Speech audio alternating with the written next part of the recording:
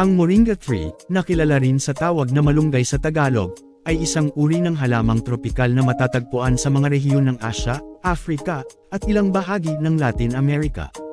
Ang puno ng malunggay ay may mga dahon na mayaman sa mga nutrisyon tulad ng protina, vitamina, at mineral, kaya't itinuturing itong isang superfood o pagkain na may mataas na nutritional value. Kilala ang malunggay sa mga benepisyo nito sa kalusugan, kabilang ang pagpapabuti ng immune system, pagpapalakas ng kalusugan ng puso, at pagtulong sa pagbaba ng cholesterol. Bukod sa mga dahon, ang ibang bahagi ng puno ng malunggay tulad ng mga pods, ugat, at mga buto ay may gamit din sa medisina at pagluluto.